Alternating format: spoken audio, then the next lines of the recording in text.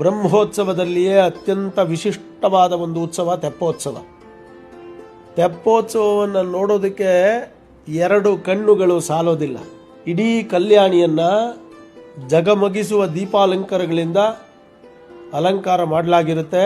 ಸುಂದರವಾಗಿ ಮಾಡಿದ ತೆಪ್ಪವನ್ನು ಕಟ್ಟಲಾಗುತ್ತೆ. ತೆಪ್ಪ ಮಂಟಪದಲ್ಲಿ ಕಲ್ಯಾಣಿಯ ಮಧ್ಯದ ನೀರಿನಲ್ಲಿ ಚಲುವ ನಾರಾಯಣ ಸ್ವಾಮಿಯವರು ಸಂಜೆಯ ಜಲವಿಹಾರವನ್ನು ನಡೆಸ್ತಾರೆ. ಆ ಜಲವಿಹಾರವನ್ನು ವೈರಮುಡಿ ಬ್ರಹ್ಮೋತ್ಸವದ ಅತ್ಯಂತ ಒಂದು ಪ್ರಮುಖ ದಿನಗಳಲ್ಲಿ ಒಂದಿದು. ಶಂಖದ ಧ್ವನಿಗಳು, ವಾದ್ಯದ ಧ್ವನಿಗಳಲ್ಲಿ ಚಲುವರಾಯ ಸ್ವಾಮಿ ಒಳಗಡೆ ಬಂದು ಕುಂತ್ಕೊಂಡಾಗ ಮಂಗಳ ವಾದ್ಯಗಳ ಜೊತೆಯಲ್ಲಿ ತೆಪ್ಪೋತ್ಸವ ನಡೆಯುತ್ತೆ. ತೆಪ್ಪೋತ್ಸವವನ್ನು ಯಾಕಪ್ಪ ನಾವು ನೋಡಬಾರ್ದು ಅಂತ ಅನಿಸುತ್ತೆ. ಆ ವಿಡಿಯೋಗಳನ್ನು ನೋಡಿದ್ರೆ ನೀವೇ ಅದೇ ಜಾಗದಲ್ಲಿದ್ದರೆ ಎಷ್ಟು ಸಂತೋಷ ಪಡ್ಬೋದು ಅನ್ನೋದನ್ನು ಊಹಿಸ್ಕೊಳ್ಳೋಕ್ಕೂ ಆಗಲ್ಲ.